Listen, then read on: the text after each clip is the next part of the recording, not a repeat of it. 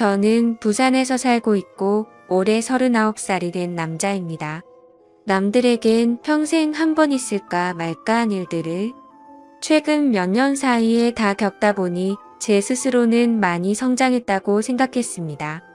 하지만 또 다시 처제로 인해 저는 너무 큰 고민이 생겨버리고 말았고, 저는 도대체 어떻게 이 막장 같은 상황을 벗어나야 할지 다양한 분들의 의견을 묻고 싶습니다. 우선 저는 7년 전에 결혼을 해서 제 아내와 풍족하지는 않지만 그래도 다툼 없이 행복한 삶을 잘 지내고 있었습니다. 제 아내는 어디 하나 나무랄 게 없는 너무나도 착한 심성의 여자였었죠. 처음 만나게 된 건 제가 처음으로 봉사활동을 나가서 보게 되었습니다. 그때는 제 인생에 대한 회의감이 들었었고 자존감이 너무 낮아져서 많은 사람들을 만나서 저를 고치고 싶었습니다. 그리고 어려운 환경에 있는 사람들을 돕고 하다 보면 제 인생이 더 나아지지 않을까 하는 마음으로 용기를 내서 봉사활동을 나가게 되었습니다. 그렇게 봉사활동 장소에 도착을 했고 저는 사랑에 빠져버렸습니다. 그게 바로 제 아내였죠. 아내는 맑고 고운 미소로 어린 아이들을 돌보고 있었고 햇빛에 비친 미소는 정말 눈이 부실 정도로 아름다웠습니다. 저는 그렇게 첫눈에 푹 빠져버리고 말았죠. 지금 생각해도 눈물이 날 정도로 너무 아련했었던 기억이네요. 하지만 그녀에게 쉽게 다가갈 수가 없었습니다. 저는 가진 것도 별로 없었고 외모도 남들보다 별로 뛰어나지 않은 그저 평범한 사람이거든요. 그리고 그 당시에는 되는 일이 하나도 없어서 자존감이 바닥을 치고 있을 때였죠. 저는 생전 처음 봉사활동을 오다 보니 너무 뻘쭘한 나머지 어색하게 가만히 있었습니다. 그러자 갑자기 제게 다가온 그녀는 또 다시 미소를 지으며 인사를 건넸죠. 처음 오시냐고 물었고 그렇지 않아도 일손이 부족했는데 잘 부탁드린다면서 악수를 건네더군요. 손을 마주 잡는 순간 저는 제 인생을 이 여자와 평생 하고 싶다라고 생각을 했습니다. 하지만 생각만 그럴 뿐 저는 용기가 없었습니다. 그저 조용히 말도 없이 묵묵히 일만 했고 남자답지 못하게 숫기도 없었죠. 그렇게 봉사활동을 시작한 지도 3개월이 지나갔을 무렵 그녀가 제게 묻더라고요. 이렇게 꾸준히 나오시는 분이 드문데 정말 성실하신 것 같다더군요. 그러더니 언제 한번 식사라도 대접해야 하는데 라고 말을 하더라고요. 그 말을 듣자 저도 모르게 오늘 식사하면 되지 않을까요? 라고 말이 나와버렸습니다. 말을 내뱉어버린 순간 아차 싶었고 쥐구멍이라도 숨고 싶은 심정이 들었죠. 그런데 너무 의외로 그녀는 웃으면서 안 될 거 없죠 라며 제게 미소를 지어주더군요. 그날 저와 그녀는 처음으로 단둘이 식사를 하게 되었고 예전보다 훨씬 가까운 사이가 되어가고 있었습니다. 제법 말도 하면서 장난도 치고 할 무렵 저는 어느 정도 성격이 예전보다 밝아진 게 느껴졌죠. 그래서 다시 일자리를 알아봐야 하겠다 싶었고 운이 좋게도 금방 취직이 되었습니다. 앞으로 회사 일을 하면 봉사활동을 나오기가 어려워진 상황이었고 저는 그녀에게 용기를 내서 고백을 하게 되었습니다. 이곳에서 처음 만나게 되는 순간부터 좋아하게 되었다며 이곳에 있는 동안 너무 행복했었고 앞으로도 행복하고 싶다고 말했죠. 그러자 제 진심이 통했는지 한참을 고민하다가 제 고백을 받아주었고 저와 그녀는 연애를 시작하게 되었습니다. 생각보다 연애 기간은 그리 길지 않았습니다. 저는 애초부터 이 여자와 평생을 함께하고 싶었기 때문도 있었죠. 만난 지 1년이 되는 날 저는 평생을 함께 지내자고 프러포즈를 했고 처음 제 고백을 받아 주었을 때처럼 그녀는 제 프러포즈를 받아주었습니다. 너무 행복했고 고마웠습니다. 저는 어릴 때 아버지를 떠나 보내게 되어서 홀어머니 밑에서 자랐습니다. 그래서 집안이 남들보다도 훨씬 좋지 않은 형편이었고 저 또한 그저 그런 평범한 회사에 다니고 있었기에 사실 많이 망설였습니다. 하지만 제 이기적인 마음이 앞서서 결혼을 하자고 했는데 제 형편을 잘 아는 그녀였지만 제 프러포즈를 흔쾌히 받아주었죠. 어떻게 이렇게 착한 여자가 세상에 또 있을까 싶었고 너무 놓치고 싶지 않았습니다. 그날 이후로 저희는 결혼 준비를 하는 과정에서 아내의 친정을 찾아 뵙게 됐습니다. 장인어른과 장모님은 아내처럼 너무나도 착하시고 훌륭한 분이셨습니다. 장인어른은 사업을 하고 계셨고 제 이야기를 들었다고 하시더라고요. 어릴 때부터 아버지를 잃어서 그동안 아들로서 참 고생이 많았겠다며 당장 살 곳이나 이런 건 걱정 말고 행복하게 살아만 달라고 말씀하시는데 너무 감사해서 눈물이 날 뻔했습니다. 그런데 유독 집안의 돌연변이는 늘 있다고 하듯 아내의 친정에도 그런 사람이 존재하더군요. 제 아내는 저보다 5살이 어렸고 아내의 동생은 저보다 10살이 어렸습니다. 그 당시 20대 초반이었는데 아내와는 다른 분이기에 엄청난 미인상이더라고요. 알고 보니 어릴 때부터 외모가 출중해서 연예인 스카웃도 많이 받아봤고 미인 대회까지 나가서 입상을 할 정도로 훌륭한 미모였죠. 하지만 예쁜 미모와 달리 성격은 정말 좋지가 않았습니다. 제가 있는데도 들리라고 말하는 건지 장모님에게 말하더군요. 왜 저렇게 나이도 많고 능력도 없는 사람이랑 결혼하지? 집안도 좋은 것도 아니고 도대체 이해가 안 되네 라며 하는데 장모님은 조용히 하라고 하는 모습까지 다 보였었죠. 그 착한 아내도 동생과는 별로 친하지가 않다고 하더군요. 나이 차가 많이 나서 그런 건지 동생은 자신의 얘기를 잘 듣지 않는다고요.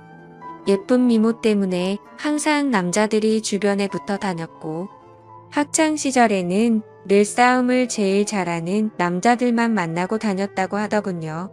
그래서 아내는 셀 수 없이 많은 설득해봤지만 절대로 달라지지가 않아서 더 이상은 설득이 안 된다라는 걸 느낀 뒤로는 가깝게 지내지 않는다고 했습니다. 그러면서 처제가 어떤 소리를 해도 저보고 이해해달라고 미안하다고 말하더군요. 아무쪼록 그런가 보다 했었고 저와 아내는 꿈에 그리던 결혼식을 하게 되었습니다.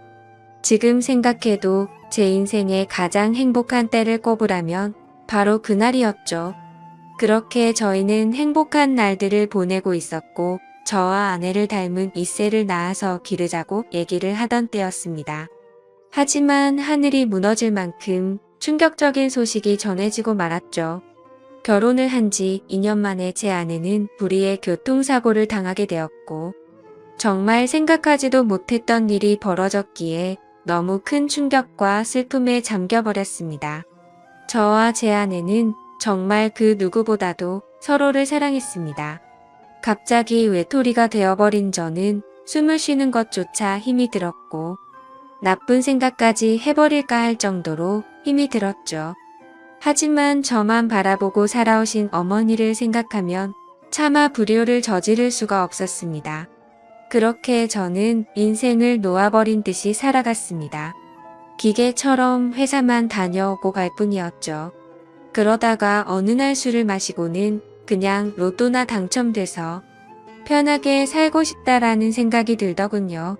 그런 마음을 먹은 뒤로 저는 1년이 넘게 어머니의 용돈과 최소 생활비를 제외하고는 무조건 로또를 사는데 돈을 다 썼습니다.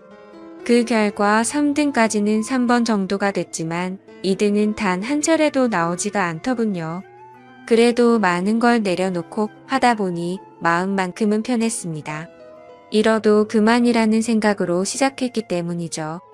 그러다 결국 하늘이 제게도 기회를 주었죠. 1등이 당첨이 되었는데 정말 그때는 너무 놀라서 말도 못했습니다. 솔직히 당첨금을 받으러 가는 날까지 잠도 한숨 제대로 못 잤고 매일 같이 꿈을 꾸는데 당첨이 안 된 것부터 시작해서 로또가 망했다는 뉴스까지 나오고 별의별 꿈을 다 꿨었죠. 아무튼 그런 걱정들은 무의미했고 결국 당첨금을 받게 되었죠. 세금을 다 떼고 보니 실수령액은 10억 5천만 원이라는 큰 돈을 얻게 되었습니다. 막상 그런 큰 돈이 생기니까 이걸 어디다 어떻게 써야 할지 감이 안 오더라고요. 하지만 가장 먼저 돈을 쓰게 된 곳은 제 아내의 납골당을 더 좋은 곳으로 옮긴 거였죠. 너무 슬펐습니다. 아내가 있었을 때 이런 좋은 일이 있었으며 너나는 걸 다 해줬을 텐데 싶어서 눈물이 펑펑 나더군요. 그날 이후로 저는 회사를 그만두게 되었고 제 어머니의 집을 조금 더 좋은 곳으로 옮겨드렸습니다. 그리고 나서 앞으로 어떻게 살아갈지 생각을 해봤죠. 남은 금액으로는 평생 먹고 살기에는 무리였기에 젊은 시절 생각해보던 요식업을 해보는 게 어떨까 생각을 하게 됐습니다. 그렇게 어차피 내 돈이 아니었다 생각하고 과감히 많은 돈을 투자해서 식당을 열게 되었습니다. 사업에 경력이 없어서 많이 서툴렀지만 남들처럼 열심히 했습니다. 그래서 처음에는 많이 남던 잔반들이 점점 줄어드는 걸 느꼈고 갈수록 손님들이 늘어나서 소소한 행복들을 느끼고 있었죠. 그렇게 남들과 다르지 않은 생활을 해오던 중 갑자기 장모님에게서 연락이 오게 되었습니다. 장인어른이 쓰러지셔서 연락을 할까 말까 망설이다가 연락을 했다고 하시더라고요. 저는 너무 서운해서 말씀드렸죠. 언제는 아들이라고 하시더니 이런 걸 고민하시냐며 당장 병원으로 찾아갔습니다. 장인어른은 의식이 없으셨던 상태셨고 자초지종을 들어보니 사업이 힘들어지면서 요 근래에 스트레스를 많이 받으셨답니다.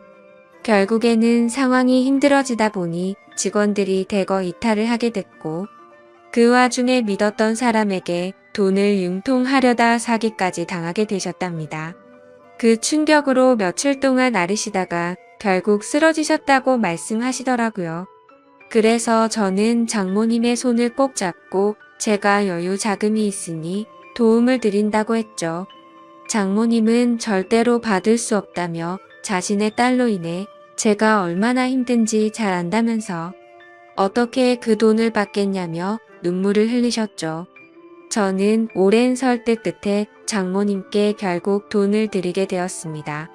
하지만 결국 아들처럼 저를 대해주시던 장인어른은 끝끝내 버티지 못하시고 세상을 떠나시게 되었죠.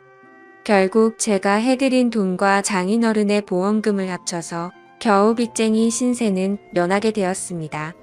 그 과정에서 제가 많은 도움을 드리느라 항상 친정의 하루가 멀다 하고 드나들었고 처제도 자주 마주하게 되었었죠. 그러다 어느 날 처제가 너무 힘들다면서 술 한잔 사주시면 안 되냐고 제게 묻더군요. 그래서 어려울 거 없는 부탁이었기에 처제와 저는 둘이서 술을 마시게 되었습니다. 한창 술을 마시다 술이 조금 취하니까 처제는 아내 얘기를 꺼내더군요.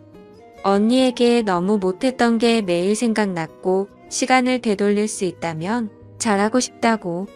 착한 언니를 왜 빨리 데려갔는지 하늘이 원망스럽다며 펑펑 울더라고요. 그러면서 예전에 제게 잘못했던 부분들도 너무 미안했다며 철이 없어서 했던 짓이지만 형부에게 상처를 준 걸 생각하면 자기 자신이 너무 밉다고 울면서 말하는데 그 말에 저는 처제의 진심이 너무 와닿았습니다. 그래서 그날 이후로 저는 처제를 다시 보게 되었습니다. 얼굴만 예쁠 뿐만 아니라 본래 성격은 역시나 부모님과 아내를 닮아서 착한 사람이었구나 라고 생각했죠. 그리고 나서 처제와 많은 대화들을 나누었습니다. 많은 대화를 나누다 보니 그동안 서먹했던 사이가 조금은 풀어지는 듯 했고 말을 이어가다가 처제는 제게 질문을 했죠. 갑자기 왜 이렇게 돈이 많냐고 묻더군요. 저는 그래서 약간은 당황했지만 거짓말로 대답을 했습니다. 왠지 로또 당첨이 되어서 벼락부자가 됐다라고 말하기는 창피한 마음이 들었던 거죠. 그냥 예전에 묵혀두었던 주식이 조금 올라서 그걸로 사업을 시작했는데 운이 좋게도 장사가 잘 되고 있다고 말했습니다. 지금 돌이켜 생각해보면 그때 장사가 잘 된다고 했던 그 말이 제 인생에 있어서 천추의 한이 될 거라고는 생각조차 못했습니다. 여하튼 그날 술자리를 계기로 처제와 저는 종종 밥도 먹고 술도 마시게 되었죠. 그러다 결국 인간으로서 절대로 해서는 안 될 실수를 저지르고 말았습니다. 제 인생에 있어서 너무 후회가 되는 일이었죠. 다른 날과 다름없이 처제와 술을 마시게 되었습니다. 그 당시에는 처제에게 용돈을 주고 지냈었기에 그날도 제가 술값을 계산하려고 했죠. 그런데 갑자기 처제가 이래서 돈을 벌었다며 자기가 술을 산다고 하더군요. 처제가 일한다는 소리는 못 들어서 의아하긴 했지만 고집을 꺾지는 못했습니다. 그러더니 대신 저보고 다음 술자리를 사라고 해서 얼떨결에 그러겠다고 했죠. 근데 문제는 제가 술이 그렇게 세지가 않았다는 겁니다. 그래서 항상 한 자리에서만 마시고 헤어지다가 처음으로 술을 더 마시러 가게 되었습니다. 그날따라 처제는 평소와 다르게 계속해서 제게 술을 권하더라고요. 그러다 저는 화장실을 가게 되었고 밖에서 남자들이 하는 얘기를 들었습니다. 왜 저렇게 예쁜 여자가 저런 남자랑 있지? 남자가 돈이 많나 보지 뭐 이런 식의 대화였습니다. 저를 깎아내리는 소리였지만 내심 능력 있는 사람으로 보는구나 싶어서 기분이 크게 나쁘지는 않았습니다. 자리로 돌아가서 보니 처제는 누가 봐도 예쁘구나 싶었습니다. 물론 당연히 처제가 예쁘다는 건 잘 알고 있었죠. 미인 대회에서 입상할 만큼 예뻤던 외모였고 항상 관리를 잘해왔던 터라 군살도 없었으니깐요. 근데 평소와 달리 처제도 많이 취했던 건지 계속 저에게 스킨십을 하고 기대려고 하더라고요. 맨 정신이었으면 뭐하는 짓이냐고 했을 테지만 저도 술이 많이 취해서 미쳐버린 건지 처제의 모습이 여자처럼 보이기 시작했습니다. 그러다 술을 마시는 내내 손을 꼭 잡고 있다가 결국에 둘이서 넘어서는 안 될 선을 넘게 되었죠. 그날 이후로 처제와 저는 사귀자라는 얘기만 하지 않았을 뿐 연인과 다름없이 만나게 되었습니다. 아내 생각에 절대 이건 아니다 싶었고 이런 관계를 그만하자고 만나서 얘기하려고도 해봤습니다. 하지만 막상 만나면 너무 예쁜 미모에 홀려서 똑같은 실수를 하게 되었죠. 그런 관계를 오랫동안 이어오다 보니 너무 자연스러운 만남은 그 누구도 모르게 몰래 계속 만나왔습니다. 그러다가 결국 생각하지도 못한 일이 터졌습니다. 평생 겪지 못해본 유례없던 전염병이 돌기 시작하게 되었던 거죠. 항상 많은 수익을 유지해 주었던 저희 식당도 너무 큰 위기가 생겨버렸습니다. 하루에 매출 300만 원은 찍던 가게가 하루아침에 30만 원도 못 팔게 되자 그때부터 상황은 너무 심각하게 돌아갔던 거죠. 몇 년 동안 이런 적이 없었기에 모아뒀던 돈들은 시설 재투자로 많은 자금을 지출한 상태였었고 가만히 숨만 쉬어도 나가는 돈이 어마어마했습니다. 결국에는 어떻게든 버티려고 발버둥을 쳐봤지만 도저히 끝날 줄 모르는 상황에 모든 걸 포기하게 되었죠. 그동안 모든 정성을 쏟아 부었던 가게를 폐업 처리를 하는데 정말 한숨만 나오고 너무 슬펐습니다. 말 그대로 저는 한마디로 알거지가 되어버렸습니다. 하지만 그런 아픈 마음을 위로해주는 사람은 단 한 명도 없었죠. 연인이라고 생각했던 처제는 제가 폐업 처리를 하자 급격하게 변해버렸습니다. 사실 그 이전에 힘들 때부터도 많이 달라진 걸 느끼긴 했었습니다. 한 달에 한 번 볼까 말까 할 정도로 약속을 계속 미루더라고요. 그러면서 급하게 돈이 필요하다며 저를 못 살게 굴었죠. 지금 상황 힘든 거 잘 알지 않냐고 해도 짜증을 내면서 결국에는 항상 받아갈 정도였습니다.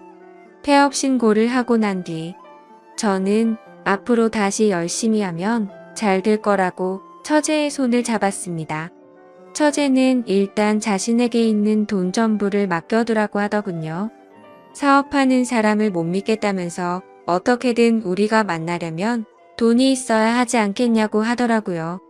그나마 가지고 있는 거라고는 집에 잡혀 있는 전세자금 5천만 원이 닿았죠. 그래서 저는 월세로 옮겨가기 위해 그 돈을 받게 되었고 곧장 처제에게 다 보내게 됐습니다. 그런데 입금했다라고 문자를 한 이후로 단 한 통의 답장도 전화도 없더라고요. 그렇게 몇 주가 흘렀고 저는 배신감에 치를 떨면서 도저히 이렇게는 못 넘어간다 싶어서 처제가 살고 있는 오피스텔 앞에서 한참을 기다렸습니다. 그날 자정이 다 되어서야 처제는 어떤 건장한 남자와 팔짱을 끼고 나타나더군요. 정말 순간적으로 눈이 돌아갔습니다. 그 남자와 맞붙어서 절대로 이길 자신이 없었지만 제 눈에는 이미 그런 게 보이지 않았고 욕을 하면서 뛰쳐나갔죠. 처제는 깜짝 놀라더니 왜 여길 찾아왔냐고 하더라고요. 그래서 저는 내 돈 찾으러 왔지 왜 연락을 안 받냐고 소리를 질러댔습니다. 그러자 처제는 가짠타는 듯이 제 눈을 똑바로 쳐다보면서 욕을 내뱉더군요.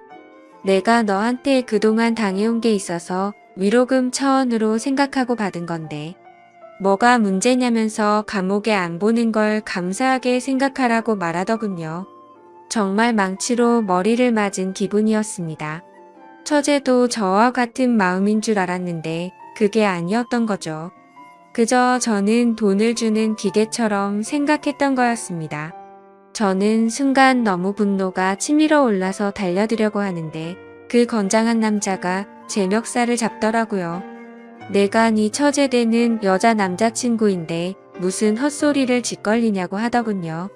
인간 같지도 않은 짓 해놓고 무슨 염치로 여길 오냐면서 마음 같아서는 묵사발 내주고 싶은데 지금 사고 치면 안 돼서 겨우 참는 거라고 말하더군요. 그러고는 저를 밀쳐버리고는 처제의 집으로 둘이 같이 들어갔습니다. 그냥 누가 봐도 그 남자는 건달이었습니다. 온몸에 문신이 가득했고 사고를 치면 안 된다고 하는 걸 봐서 느낌이 왔죠. 심지어 그런 모습을 보니까 그 남자와 짜고서 제게 돈을 뜯어낸 게 아닌가라는 생각이 들었습니다. 하지만 인간 같지도 않다라는 말은 틀린 말은 아니었죠. 그때 그 말을 듣는데 정신이 번쩍 들었습니다. 그토록 사랑했던 아내를 떠나보내고 감히 처제와 연인으로 지냈다니 저는 차마 할 말이 없습니다. 그렇지만 그럼에도 불구하고 저는 지금 당장 제 모든 재산을 잃어버렸기에 어떻게 해야 할지 도저히 모르겠네요. 그 5천만 원으로 어떻게든 재기해보려고 했던 사업 미천이었는데 너무 절망적일 뿐입니다. 이런 경우에 법적으로 제가 다시 그 돈을 받아낼 방법은 전혀 없을까요? 그리고 솔직하게 말해서 돈도 돈이지만 이러면 안 되지만 처제가 그 놈과 붙어 있을 걸 생각만 해도 너무 화가 나고 가슴이 터질 것만 같습니다. 한심한 질문이지만 제가 어떻게 하는 게 좋을지 많은 말씀 부탁드립니다. 감사합니다. 안녕하세요. 저는 청각장애를 가지고 있는 40대 남자입니다. 지금 다시 돌이켜 생각해봐도 너무 가슴이 아픈 기억들입니다. 하지만 많은 사연들을 보다가 저도 많은 분들께 제 얘기를 해드리고 싶었고 저도 얼마 전 10년 만에 알게 된 모든 사실을 꼭 누군가에게라도 말을 하고 싶었기에 이렇게 용기를 냈습니다. 정말 충격적일 수밖에 없는 제 사연 꼭 끝까지 읽어주시면 감사하겠습니다. 저는 어릴 때 추억을 떠올려 보면 참 하루하루가 힘들고 너무 벗어나고 싶었던 기억들만이 가득합니다. 비록 아버지께서는 많은 재산을 갖고 있으셨기에 생활에 있어서 돈이 부족하다거나 그런 건 전혀 없었죠. 하지만 어머니가 제가 어린 나이에 집을 나가면서부터 제 인생은 참으로 쉽지가 않았습니다. 평소와 다를 바 없는 어느 날 제가 초등학교 4학년이 되던 해였습니다. 아버지는 갑자기 저보다 2살이 어린 잘생긴 남자 아이를 데리고 오더니 제 친동생이니 인사를 하라고 했습니다. 저는 어릴 때부터 많이 왜소했던 터라 그 아이는 저보다 키도 크고 체격도 훨씬 좋았었죠. 알고 봤더니 제 어머니는 아버지의 불륜 사실을 알고 나서 맞바람을 피시고 집을 나가셨던 겁니다. 별로 저에 대한 사랑도 크지 않으셨던 분이었기에 어머니는 열심히 살아라라는 마지막 한마디를 남기시고는 훌쩍 떠나버리셨죠. 그리고 제 동생의 친어머니는 갑자기 암투병을 겪다가 돌아가시게 되었고 홀로 남겨진 아이를 내버려 둘 수가 없어서 아버지는 저희 집으로 데리고 오셨던 겁니다. 동생은 처음부터 제게 적대심이 굉장히 심했습니다. 자신의 어머니가 돌아가신 게 제 아버지 탓이라고 늘 생각했었고 그런 아버지의 밑에서 곱게 자라고 있었던 제가 절대로 좋을 리가 없었죠. 집에서도 학교에서도 동생은 아버지가 없을 때면 저에게 짓궂은 장난을 쳤습니다. 저보다 덩치가 훨씬 큰 동생은 2살이 많은 제게 반말을 내뱉는 건 기본이었습니다. 하지만 형이 되어가지고 아버지에게 이런 사실을 이르기에는 너무 창피했죠. 그래서 그냥 아직 동생이 철이 없으니까 나중에는 달라지겠지 라고 생각을 했습니다. 하지만 동생의 짓궂은 장난은 점점 도를 넘어서서 학교에서까지 그런 행동들이 생겨나더군요. 그래도 그때까지는 별거 아니라고 치부하고는 저는 참았습니다. 그런데 결국 그렇게 지내던 중 사건이 터지게 되었습니다. 제가 6학년이 되었을 때였습니다. 제 생에 처음으로 두근대는 감정을 느끼게 해준 여자가 나타났고 그 당시 저는 그 여자를 아주 많이 짝사랑을 했습니다. 그래서 저는 그 친구와 가깝게 지내고 싶었고 집에서 편지를 쓰기 시작했죠. 몇 번을 지우고 쓰고 반복하다가 깜빡 잠이 들었습니다. 그런데 제 편지를 동생이 방에서 읽었나 보더라고요. 갑자기 동생은 낄낄 웃으며 너 연희 좋아하는구나. 네 주제도 모르고 고백을 하려고? 라고 하더군요. 그래서 저는 처음으로 동생에게 화를 냈습니다. 왜 함부로 내 편지 읽고 그러냐며 욕을 하고 뛰쳐나갔죠. 그날 이후로 며칠이 지났을 때였습니다. 학교를 마치고 집으로 가고 있는데 저 멀리서 제 동생이 연희의 손을 잡고 제가 있는 쪽으로 걸어오고 있더군요. 그러면서 동생은 저를 가리키며 우리 형인데 같은 반이라며? 라고 웃더라고요. 그때부터 저는 도저히 참을 수가 없었습니다. 눈물이 나는 걸 질끈 참고 집으로 뛰어갔습니다. 집에 가자마자 분노가 폭발해서 펑펑 울면서 눈에 보이는 동생의 물건을 모두 다 던졌고 옷도 가위로 마구 찢어버렸죠.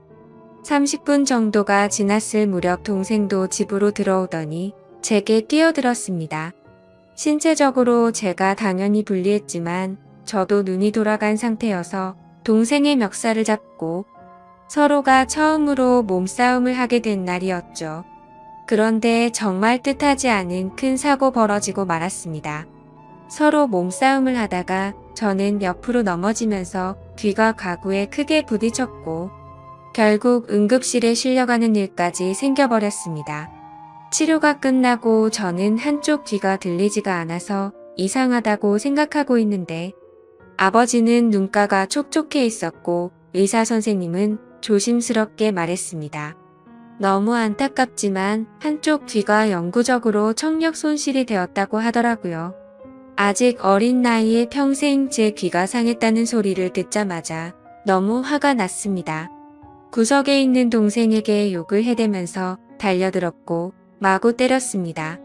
그러자 동생은 네가 먼저 해놓고 왜 자기 보고 그러냐며 소리를 치더라고요. 그날 이후로 저는 한쪽 귀를 잃게 되었고 훗날 웃고 지낼 줄만 알았던 동생도 잃게 되었습니다. 학창시절 내내 저는 귀가 잘 들리지 않아서 괴로운 생활을 보내게 되었습니다. 그런 원망들은 고스란히 동생에게 갔죠. 집에서 얼굴을 마주쳐도 서로가 한마디도 하지 않았고 꿈에서 조차 나오면 욕을 하면서 깰 정도로 많이 증오했습니다. 그렇게 학창시절을 겨우겨우 버텨냈습니다. 그리고 20살이 되자 맞아 저는 바로 독립을 하겠다고 아버지에게 말씀을 드렸고 예전보다 훨씬 마음 편하게 대학 생활도 즐기고 평범한 나날을 보냈습니다. 동생을 마주하지 않으니 다른 건 다 필요 없었고 마냥 행복했었죠. 그러다 제가 25살이 되던 해에 갑자기 병원에서 연락이 왔는데 충격적인 소식을 들려줬습니다. 지금 아버지께서 사고가 나셔서 마음의 준비를 하고 당장 오셔야 할 것 같다고 하더라고요. 저는 미친 듯이 울면서 곧바로 고향으로 내려갔습니다. 아버지께서는 의식이 없으신 상태셨고 동생은 군대에 가 있었던 상황이라 보이지가 않았습니다. 제발 아버지가 깨어나시길 간절히 바랬지만 결국 제 바람은 이뤄지지가 않았죠. 아버님은 그렇게 제 곁을 떠나시게 되었고 제게는 가족이라고는 서류상으로 있는 형식적인 동생만 존재할 뿐 사실상 제 곁에는 아무도 없어지게 되었습니다. 그렇게 장례를 치르고 있는데 변호사분이 찾아와서 제게 유산에 관련한 걸 안내해 주더군요. 아버지는 제게 미안한 마음이 크셨는지 본인 재산의 90%를 제게 상속하셨고 10%는 동생에게 남긴다는 내용이었습니다. 그리고 제 의지에 따라서 재산을 더 분배할 수가 있다고 되어 있었죠. 동생도 아버지의 소식을 듣고 휴가를 나왔고 저는 그 모습을 보자마자 욕이 나왔고 도저히 마주치기가 싫었습니다. 그래서 그냥 내가 있을 테니 너는 그냥 눈에 띄지 말고 들어가라고 말했죠. 울고 있던 동생은 네가 뭔데 이래라 저래라냐며 또 티격태격하게 됐고 유산은 어차피 너한테 10%밖에 가지 않을 거니까 그렇게 알고 있으라고 말했고 마음 같아서는 1%도 주기 싫다고 역겨우니까 말도 걸지 말라고 하고는 나와버렸습니다. 그런데 원래 성격 같아서는 날 뛰었어야 할 얘가 가만히 있더라고요. 아무쪼록 그렇게 아버지를 떠나보내게 되고 나서 저는 다시 서울로 올라가서 생활을 시작하게 됐습니다. 3년이라는 시간이 금방 흘러갔고 전 아내를 만나게 되었습니다. 저는 청각장애가 있던 터라 평범한 직장을 구하기는 어려웠습니다. 하지만 아버지께서 남겨주신 재산이 있었기에 저축만 해두고 살아도 충분해서 간단한 재테크들만 할 뿐 별다른 일을 하지 않고 지냈었죠. 그런데 어느 날 자주 가던 부동산에서 중개업자분이 저보고 결혼을 해야 할 때 되지 않았냐고 하더니 소개를 시켜준다고 하더라고요. 자신이 아는 분의 딸인데 지금 스튜어디스를 하고 있고 얼굴도 예쁘고 착하다면서 저를 설득했죠. 하지만 저는 여자가 너무 두려웠습니다. 여자들 몇 명이 다가온 적은 있지만 청각장애가 있는 사실을 알고 눈빛이 바뀌는 것도 여러 번 겪었고 저에게 관심이 있다기보다는 제 재산에 관심 있는 여자들이 대부분이었기 때문이었습니다. 그래서 저는 한사코 거절을 하고는 부동산을 나서게 됐죠. 그로부터 며칠 뒤에 저는 은행 업무를 보고 집으로 들어가던 길이었습니다. 근데 저 멀리서 부동산 중개업자분이 어떤 여성분이랑 같이 서 있더군요. 복장을 보니 스튜어디스의 캐리어를 끌고 있었고 저는 저 여자분을 소개시켜 주려고 했었던 건가 했습니다. 가까이 다가가서 인사를 하는데 얼굴을 보자마자 저는 정말 첫눈에 반해버렸습니다. 너무 예쁜 외모에 뭔가 전문적인 복장을 입고 제게 방긋 웃는데 그 모습에 푹 빠진 거죠. 그래서 저는 너무 설레는 마음에 부끄럽게 인사를 하고는 도망치듯 금방 집으로 들어가 버렸고요. 그런데 제 자신도 모르게 자꾸만 그녀의 모습이 떠오르더라고요. 조금만 있으면 괜찮겠지 하는 마음으로 며칠 동안을 참으며 보냈지만 도저히 참지 못하겠더라고요. 저는 곧바로 그 부동산으로 향했고 중개업자분에게 소개를 받겠다고 말을 했습니다. 근데 중개업자는 갑자기 웃더니 그러게 진작 소개 받으라니까 벌써 다른 남자랑 소개 받았다고 하더라고요. 그래서 저는 제 자신을 한탄하면서 알겠습니다 하고 돌아서려는데 일단 여자분한테 한번 물어나 볼게요 라고 해서 저는 금세 기분이 좋아졌습니다. 그렇게 다행히도 여자분은 소개받은 남자와 잘 안 됐다며 소개를 받아보겠다고 했다고 하더라고요. 며칠 뒤 소개를 받기로 한 날 저는 처음으로 미용실도 가고 명품 옷도 사서 최대한 저를 깔끔하게 꾸미고 약속 장소로 나갔습니다. 그녀도 약속 시간에 맞춰서 나오게 되었고 활짝 웃으며 제게 인사를 하는데 평상복을 입어도 너무 아름다웠기에 저는 눈을 떼지를 못했습니다. 나이는 저와 동갑이었고 결혼 정년기가 되어서 빨리 결혼을 하고 싶어서 마음에 맞는 사람을 찾고 있다고 하더군요. 저는 최대한 그녀의 발언에 뭐든지 수긍을 하면서 호감을 사려고 노력했습니다. 그런데 다른 사람들과는 달라서 더욱 마음에 들었습니다. 제가 청각장애가 있다는 사실에도 놀라지 않았고 재산이 이 정도 된다고 해도 그렇구나 하면서 별로 놀라지를 않더라고요. 그래서 무력도 없고 사람을 편견하지 않는구나 싶어서 저는 더욱 빠지게 되었습니다. 결국 저의 적극적인 대시에 그녀와 저는 연인이 되었죠. 결혼을 전제로 만나다 보니 주로 하는 이야기가 미래에 대한 이야기였죠. 그녀는 어떤 곳에서 어떻게 살고 싶다부터 시작해서 결혼을 하더라도 스튜어디스는 계속해서 하고 싶다고 하더군요. 저는 뭔들 다 좋았습니다. 그녀만 저와 함께 할 수 있다면 제 모든 걸 다 바칠 준비가 되어 있었죠. 그렇게 저희는 연애를 시작한 지 6개월도 되지 않아서 곧바로 결혼을 하게 되었습니다. 결혼을 한 뒤로 6개월간은 그 누구도 부럽지 않게 많이 행복했습니다. 그런데 제가 알던 제 아내는 어느 순간부터 다른 사람처럼 점점 변해가더라고요. 쉬는 날에는 백화점에 가서 1,000만 원이 넘게 쓰는 게 일상이었고 새벽 늦게까지 연락이 안 되는 건 기본이더라고요. 저도 그때는 정신이 나갔었던 것 같습니다. 그렇게 하는데도 저는 다 좋았고 불만이 크게 없었거든요. 그런데 결혼 1년차 때부터는 제 아내는 저를 벌레 보듯이 무시를 하기 시작했고 잦은 비행으로 출장을 가면 연락이 안 되는 건 너무 당연하다는 듯이 반복됐습니다. 심지어 우연치 않게 휴대폰을 보니 출장 가서 다른 남자들과 사진 찍은 것도 봤지만 그냥 용서를 해주고 넘어갔습니다.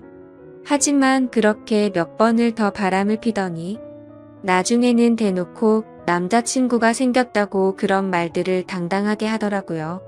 저는 그때 당시에는 아무 말도 하지 못했습니다.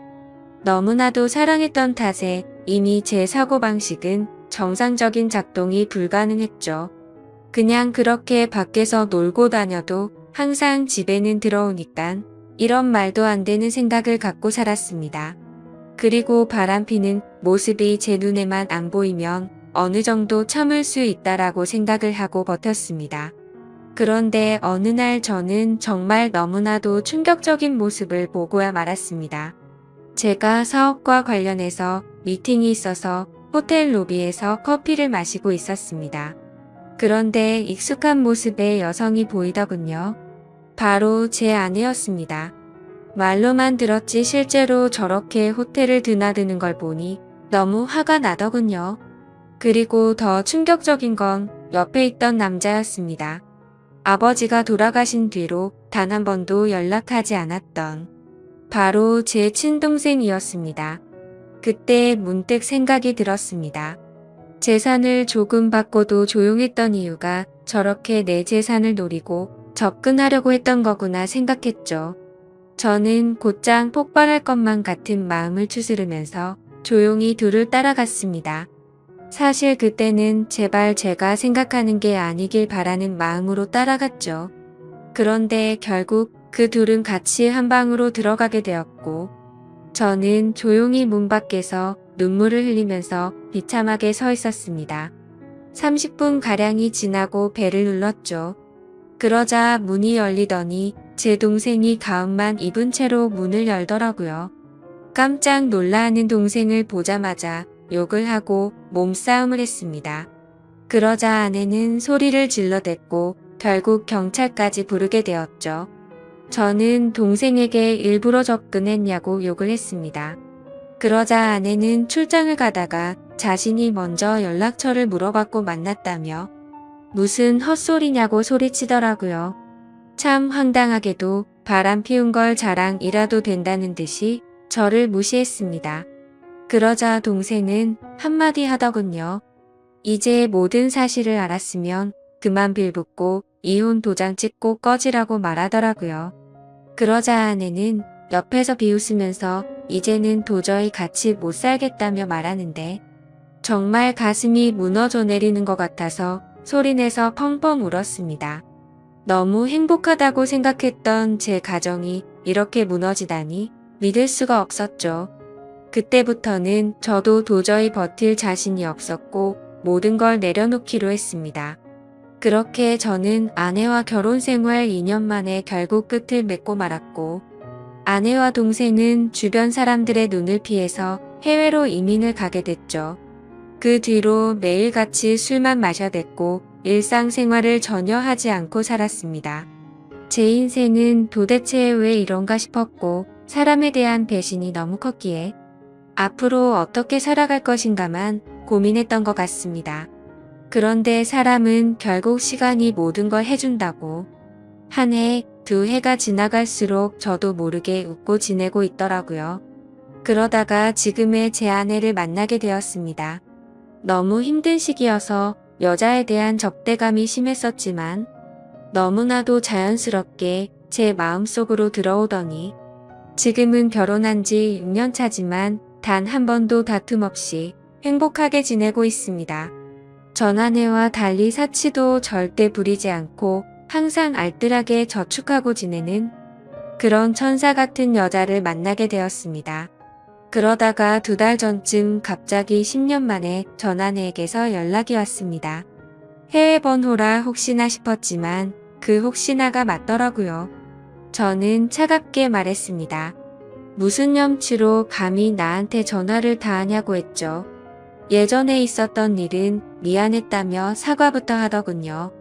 그리고 그 다음으로 한 말은 정말 좀 많이 놀랐습니다. 사실은 동생이 이민을 오고 나서 2년도 채우지 못하고 세상을 떠났다고 하더라고요. 술만 마시면 매일같이 욕하던 동생이 이미 이 세상에 없다고 하니 너무 많이 놀랐습니다. 그래서 말을 더듬으며 물었습니다. 아니 왜 갑자기 멀쩡하던 애가 왜 죽었냐고. 그리고 죽은 지가 8년이 됐는데 그걸 왜 이제 말하냐고 했습니다. 그러자 전 아내는 할 얘기가 많은데 전해줄 것도 있으니까 다음 주에 들어가서 만나서 이야기하자고 하더라고요. 그렇게 일주일이 흐르고 난 뒤 저는 전 아내와 만나게 되었습니다. 물론 제 아내에게는 예전에 있었던 일도 다 말해줬었고 동생의 소식을 말해주면서 만나고 온다고 미리 말했는데 오히려 저를 위로해주면서 조심히 다녀오라고 했죠. 저는 단도직입적으로 물었습니다.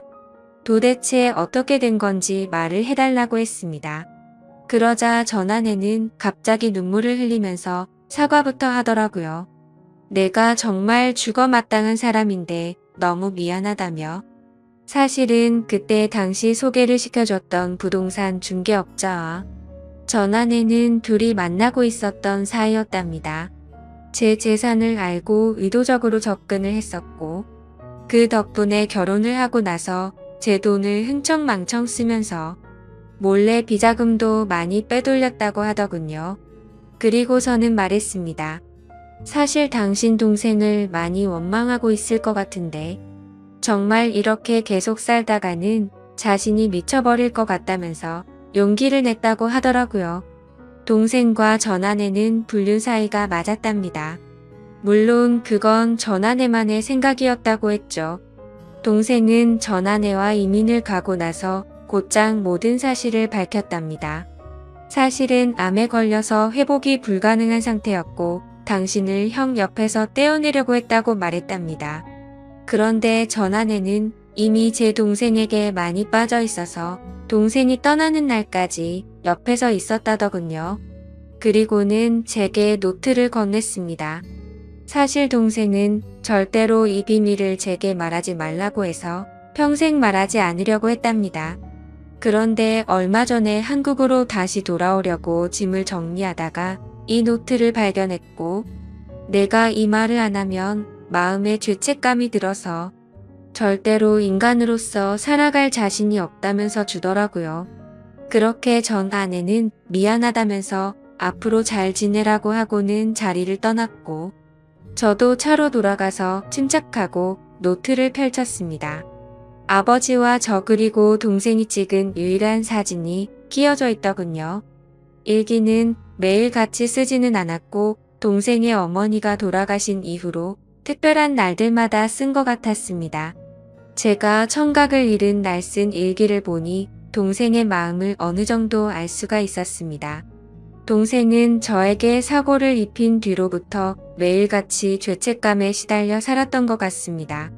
우리 엄마가 떠난 게 형의 잘못이 아닌 거 아는데 내가 왜 그랬을까 자책하면서, 그래서 그날부터는 제게 편한 거라면 뭐든지 해주려고 했더군요.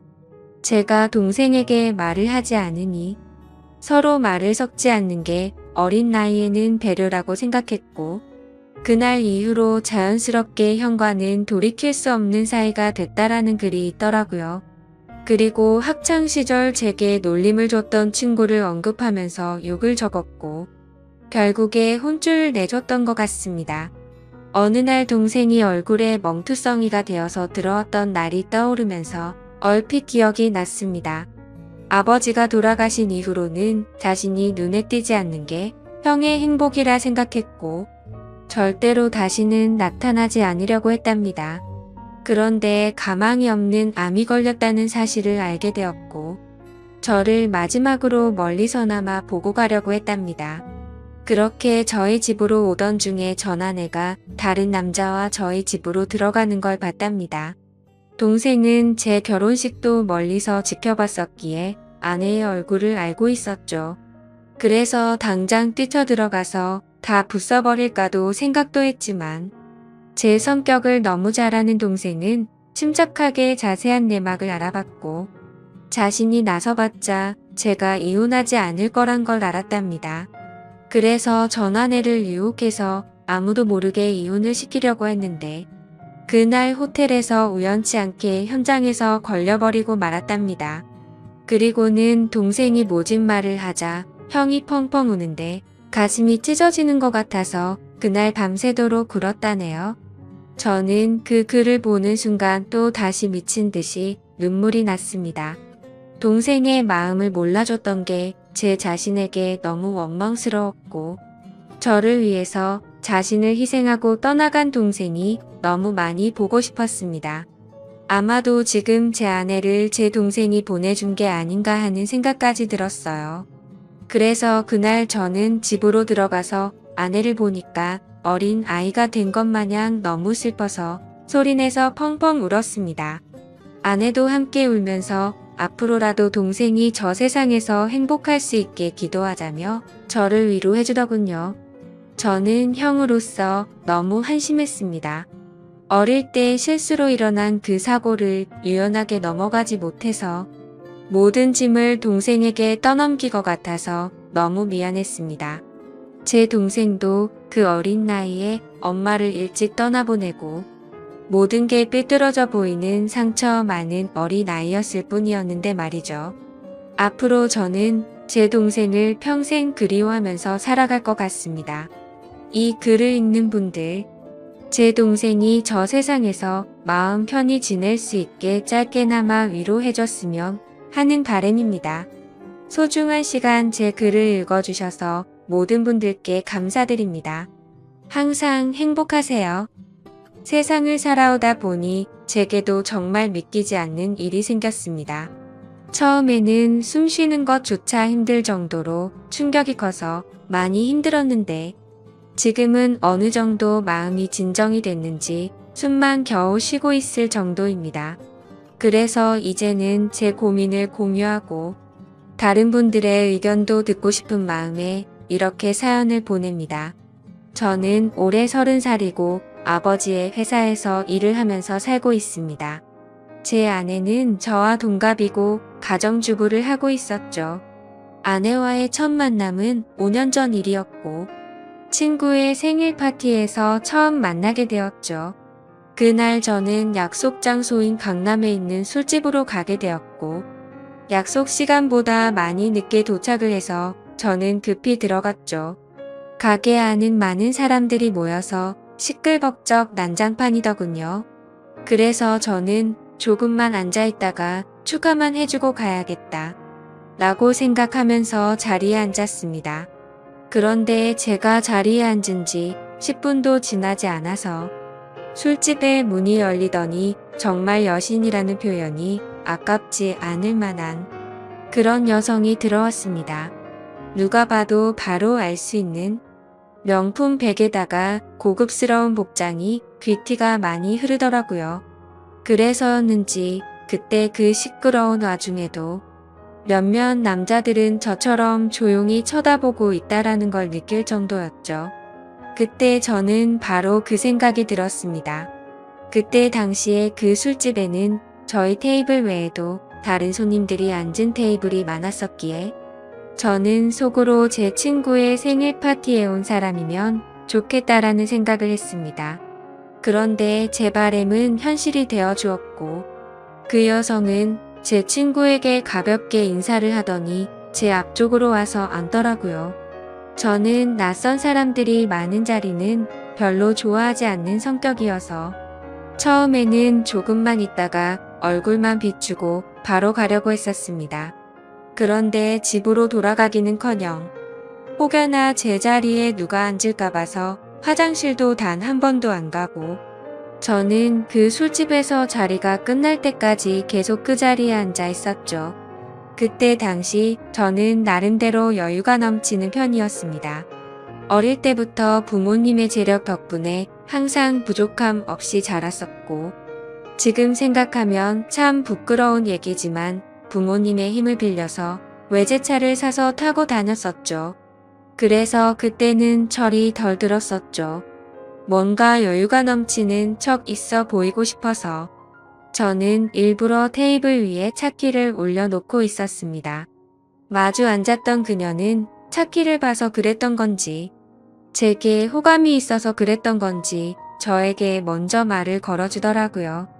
지금 생각해보면 제가 여유가 넘쳐 보여서 그랬던 것 같다라는 생각이 들긴 하네요. 아무쪼록 그녀는 딱히 직업이 있었던 건 아니었고 모델 활동을 한다고 하더군요. 그래서 그때 당시에 저는 모델이라고는 패션 모델이나 레이싱 모델 뭐 이런 거를 생각했었죠. 그런데 알고 보니 전문적인 모델은 아니었고 SNS에서 제법 인기가 많았는데 광고 회사들이 화장품이며 옷이며 가릴 거 없이 가끔 홍보를 제안하는데 그럴 때마다 사용 후기 같은 걸 남기는 그런 프리랜서 개념의 일이었습니다. 나중에 결혼 후 들어보니 잘 벌 때는 월 500 이상 대기업 직원만큼도 벌어봤었고 못 벌 때는 월 100만 원도 못 벌 때가 있을 정도였으니 수입이 일정하지가 않았었더군요. 그래서 그녀와 저는 많은 대화를 나누었는데 그녀는 약간 욜로족의 마인드가 강하더군요. 그때만 해도 욜로족이 뭐지? 라는 생각을 했는데 알고 보니 미래를 위해서 현재를 희생하기보다는 미래 걱정은 접어둔 채 당장 현재를 즐기려고 하는 그런 마인드를 가진 사람이었습니다. 그래서 수익이 생기면 저축보다는 자신을 위해서 대부분의 돈을 지출한다고 하더라고요. 저도 그때는 제정신이 아니었던 것 같습니다. 콩깍지가 제대로 씌었던 건지 제가 여유가 많았었던 편이어서 그랬던 건지 모르겠지만 그런 마인드를 가진 그녀가 왠지 자유로워 보였고 뭔가 멋있어 보이기까지 했습니다. 그런데 그런 사상이 얼마나 잘못된 건지 살아가면서 많이 느끼게 되었죠. 아무튼 그날 저희는 서로에 대해서 많은 이야기를 나누게 되었습니다. 자연스럽게 연락처를 교환했고 따로 약속을 잡아서 또 다시 만나게 되었습니다.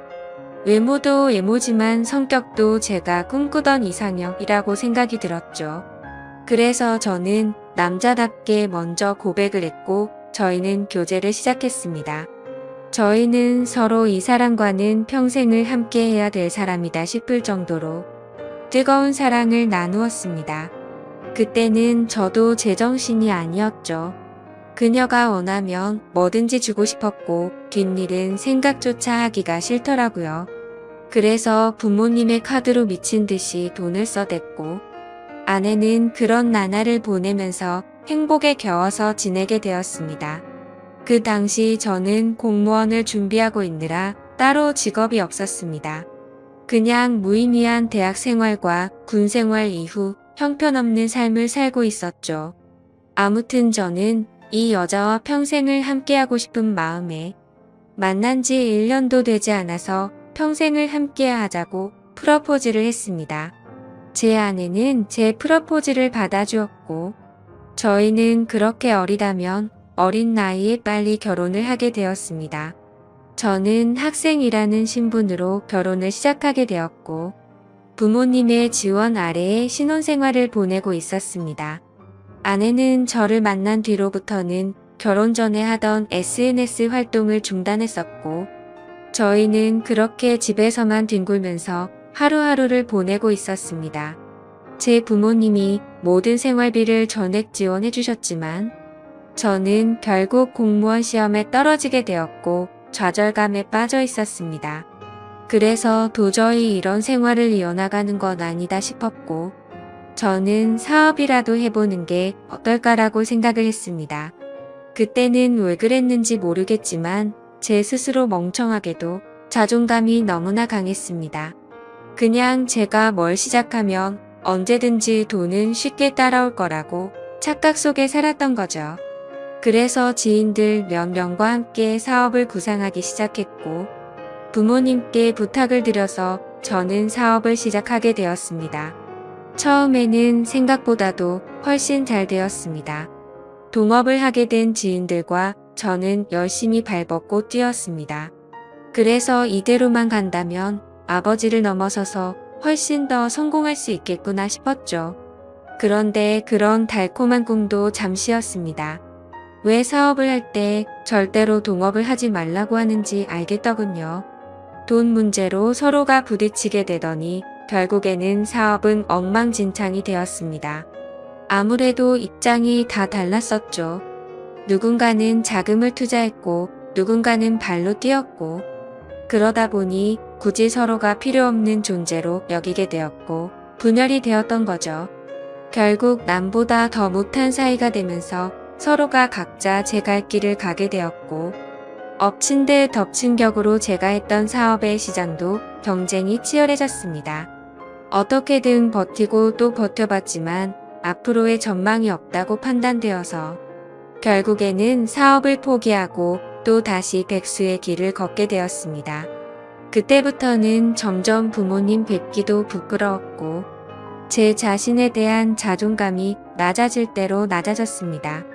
저는 신경이 날카로워졌고 그런 저를 걱정해 주시는 부모님과도 큰 싸움을 하게 되었습니다. 무슨 자신감인지 다 필요 없으니까 저한테 연락을 하지 말라고 하면서 부모님과 연락도 끊게 된 거죠. 부모님도 그때는 지칠 대로 지치셨는지 완강하셨습니다. 무엇보다도 아내는 그런 제게 엄청나게 불만을 가졌고 매일같이 짜증을 냈습니다. 지금 당장 우리 둘 다 수입이 없는데 그렇게 싸우면 우리 생활을 어떻게 하느냐고 말이죠. 그래서 저는 쓸데없는 자존심으로 내가 어떻게든 먹여 살릴 테니까 걱정하지 말라고 했고 그날부터 할 수 있는 일은 뭐든지 했습니다. 쓸 수 있는 게 몸뚱아리밖에 없다 보니 배달 대행도 해보고 대리기사도 뛰었습니다. 그렇게 1년 동안 겨우 입에 풀칠하면서 버텨갔지만 도저히 미래에 대한 비전이 안 보였습니다. 그래서 결국 저는 부모님께 사죄를 드리게 되었습니다. 그동안 실망시켜드린 죄스러운 마음을 보답하기 위해서 아버지 회사로 들어갔습니다. 아버지 회사는 동생이 대학을 포기한 채 사업을 돕고 있었고 동생이 그 사업을 이을 예정이었습니다. 저 또한 아버지의 뒤를 이을 생각으로 들어간 건 아니었고 그래도 하루 벌어 하루 먹고 사는 인생보다는 기술이라도 배우는 게 낫겠다 싶어서 들어가게 된 거였죠. 동생의 밑에서 일을 배워가며 했지만 기분이 나쁜 건 전혀 없었습니다. 1년 동안 더 뼈저리게 사회생활이 힘들다라는 걸 깨달은 덕분이었죠. 그래서 그동안 부모님 카드로 돈을 막무가내로 쓰던 지나날을 반성하게 됐고 오히려 그동안의 잘못을 뉘우치면서 저는 부모님의 신뢰를 얻기 위해 정말 열심히 살았습니다. 그렇게 하다 보니 좋은 결과들이 점차 뒤따라오기 시작하더라고요. 기존의 업체들보다 제법 규모가 큰 업체들이 운 좋게 거래처로 들어오게 되었습니다. 그 후 저의 출근 시간은 매일 새벽 6시가 되었고 퇴근은 저녁 10시 이후에 하는 생활이 이어졌습니다. 그런 생활이 이어지다 보니 자연스럽게 몸과 마음은 점점 힘이 들었죠. 하지만 과거 부모님 등쳐먹으면서 백수로 지낼 때보다는 훨씬 나았습니다. 항상 떳떳하지 못했던 제 자신이 이제서야 사람 취급받을 수 있겠구나 싶었고 제 스스로를 안도하면서 힘을 내고 있었죠. 이렇게 열심히 땀 흘려가면서 사는 게 맞구나 싶으면서 말이죠. 그때쯤에 아내는 휴대폰을 바꿔달라고 하더라고요. 그래서 저는 신규로 가입하는 게 저렴하길래 신규로 하나 사주었습니다. 제 아내는 연애 시절부터 그랬지만 항상 휴대폰을 손에서 놓지 않고 살았습니다. 여자들이 원래 핸드폰으로 이것저것 많이들 하니까 뭐 그러려니 했었죠. 그런데 힘들게 일하고 들어왔는데도 얼굴은 마주치지도 않고 대화할 틈 없이 매일같이 휴대폰만 보고 있는 게 못마땅하긴 했습니다. 그래도 예전처럼 돈도 펑펑 쓰게 못해주는데 그런 사소한 것까지 건들고 싶지는 않았습니다. 그렇게 힘든 하루하루를 보내고 있었는데 저는 최근에 업무가 과했던 건지 약간 몸에 무리가 오더라고요. 그래서 그날은 병원에 가서 검사를 받았고 영양제 주사를 맞고는 일찍 집으로 들어갔습니다. 그런데 집에 있어야 할 아내가 집에 없더라고요. 저는 아내에게 어디 갔냐고 연락을 했고 한참 동안 연락이 없었습니다. 평소에 항상 휴대폰을 분신처럼 끼고 사는 사람이 연락이 없으니까 뭐지 싶었죠. 그러다 저는 몸이 너무 좋지 않아서 저도 모르게 잠이 들었고 제가 연락을 한 지 거의 2시간이 지나서 아내에게서 답장이 와 있더라고요.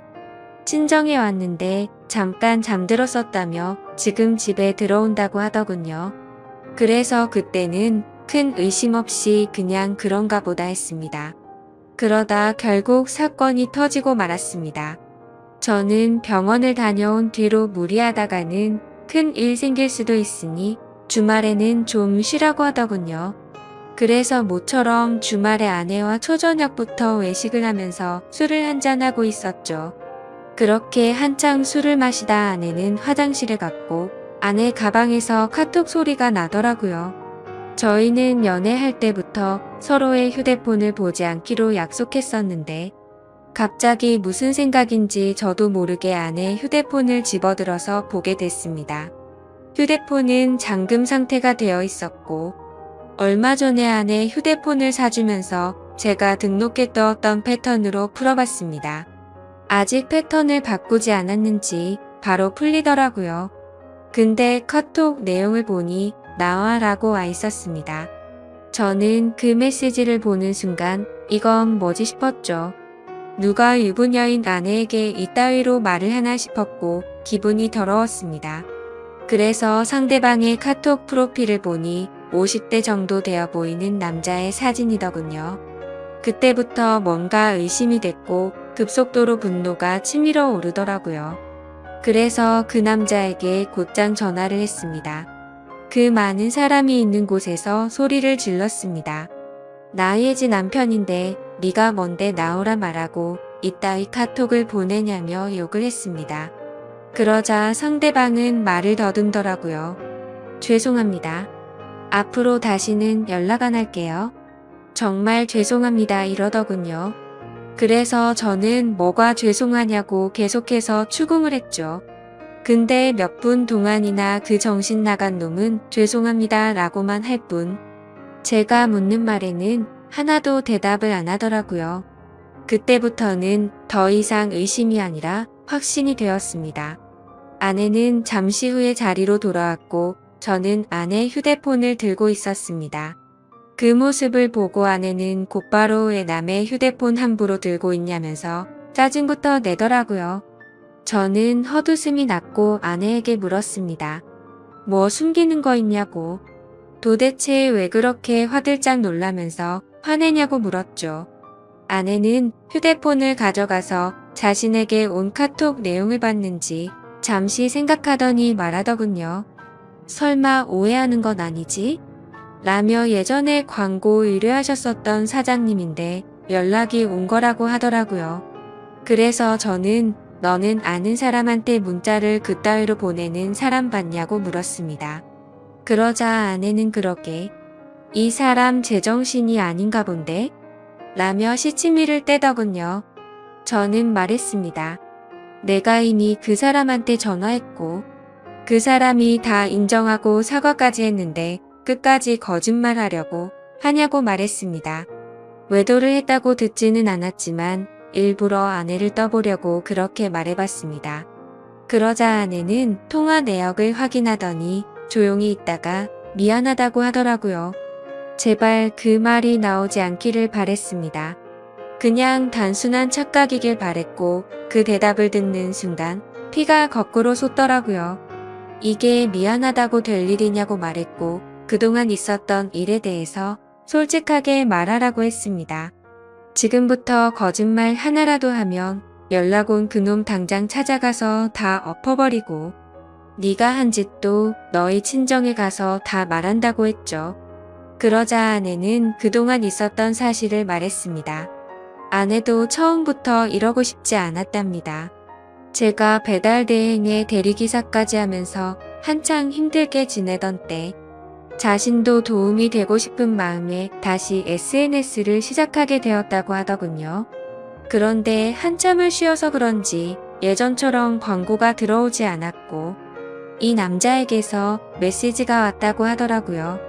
그냥 딸을 잃어서 너무 그리워서 그런데 만나서 밥만 먹어줄 수 없겠냐며 부탁을 들어주면 30만 원을 준다고 했다더군요. 그래서 혹시라도 이 남자가 헛짓거리하면 바로 경찰에 신고를 할 생각을 가졌고 밥만 먹고 30만 원이나 챙기자 싶어서 나갔답니다. 그런데 그 사람은 아주 젠틀했고 약속대로 밥만 먹었는데도 30만 원을 줬답니다. 그렇게 만남을 몇 번 더 이어가다 보니 지금까지 연락을 주고받았다고 말하더군요. 저는 단도직입적으로 물었습니다. 그래서 어디까지 간 거냐고 물었죠. 아내는 엄청 놀라면서 절대로 그러지 않았다고 하더라고요. 저는 또 아내를 떠봤습니다. 제발 아니길 바라는 마음으로요.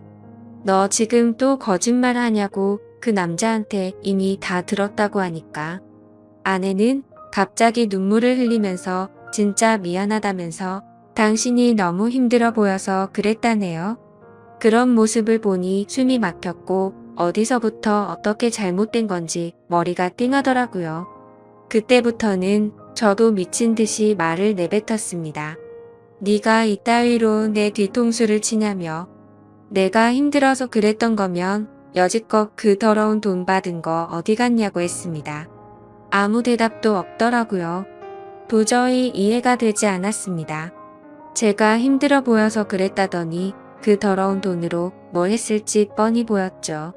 저는 도저히 그 자리에서 같이 얼굴을 마주할 자신이 없어서 일단 집으로 꺼지라고 하고는 저는 그 자리를 떴습니다. 그날 이후로 저는 밥은 하루에 한 끼도 제대로 먹지도 못하고 억지로 먹어도 심각한 스트레스 때문인지 전부 토하게 되었습니다. 며칠이 지나서 아내를 불렀습니다. 아내는 별로 힘든 것도 없었는지 별로 달라진 모습이 없더군요. 제 모습을 보자마자 왜 이렇게 말랐냐면서 자신이 정말 미안하다고 하더라고요. 저는 아내에게 말했습니다. 너는 돈이 그렇게 좋냐고 내가 잠깐 힘들게 하니까. 그새를 못 참고 그렇게 곧바로 다른 남자한테 붙어 먹으면서 그 더러운 돈으로 네가 사고 싶은 거 사면서 좋았냐고 했습니다. 그러자 마음이 너무 많이 불편했답니다. 근데 여자한테 필수적으로 필요한 화장품이며 여성용품을 샀고 사치를 부리지 않았다면서 핑계를 대더라고요. 제가 나름대로 1년 동안 열심히 해가면서 벌어다 준 돈은 돈이 아닌가요? 저는 그동안 내가 집에 넣어준 생활비는 어디다 썼냐고 거짓말 하지 말라고 했습니다. 아내는 사실 친정에서 돈이 필요하다고 해서 거기다가 생활비를 보내줬다고 하더군요. 진짜 너무 어이가 없고 기가 막혔습니다. 아내와 제가 결혼을 할 때 돈 한 푼도 보태지 않았던 친정이고 제 부모님과 다투고 밥 사 먹을 돈도 없어서 도움을 청했을 때 매정하게 거절했던 장인 장모였습니다. 근데 그런 인간들한테 제가 피땀 흘려번 돈을 보냈다고 하네요. 이 말을 아내에게 하면서 네가 도대체 생각이 있냐고 물었습니다. 그러자 그럼 어떻게 하냐며 아무리 그래도 부모님이 힘들다고 하는데 어쩔 수 없었답니다. 도대체 뭘 어쩔 수가 없다는 거죠? 제가 돈 10원도 못 벌어온 것도 아니고 충분히 먹고 사는데 문제는 없었는데 그 돈을 홀라당 친정에 보내주고는 화장품이며 여성용품 사려고 돈 많은 남자한테 붙어 먹었다는 걸 어떻게 이해해야 하죠? 솔직히 아내의 친정도 심각한 문제입니다. 저희 집에만 매달려서 돈 한 푼도 없이 딸을 시집 보낸 것도 모자라서 제가 아내 모르게 돈을 빌려준 돈도 꽤 많습니다. 그때 당시에는 제가 사랑하는 아내의 식구들이었고 당장 너무 힘들다고 하는데 어쩔 도리가 없었죠. 그렇게 한 번만, 또 한 번만, 마지막으로 한 번만 이런 식으로 보내준 금액만 5천만 원이 넘습니다. 막상 아내의 얼굴을 마주하고 있으면 마음이 또 약해지는 것 같기도 하고 이런 제 자신이 정말 저도 답답하고 화가 납니다. 남들이 이런 고민을 갖고 있으면 남자가 진짜 바보 같은 놈이구나 했을 겁니다. 그런데 막상 제게 이런 일이 생겨버리니 아닌 걸 알면서도 단호하게 내쳐지지가 않네요. 아내는 계속 굴고불며 미안하다고 절대로 2번 다시는 이런 일 없을 거라고 믿어달라면서 빌고 있는 상황입니다. 저는 이게 돌이킬 수 없는 일이기에 아내가 너무 천박하다는 생각을 하면서도 어떻게 해야 할지 도저히 모르겠습니다. 제가 아내를 믿어준다고 하더라도 아내가 그 늙은 남자와 있었던 상상들을 계속해서 하게 될 텐데 이 만남이 유지될 수가 있을까요? 정말 어떻게 이렇게 한순간에 처참하게 모든 게 무너져 내릴 수 있는지 제게 닥친 가혹한 현실이 너무 힘이 드네요. 인생이란 참 어렵고 힘든 것 같습니다.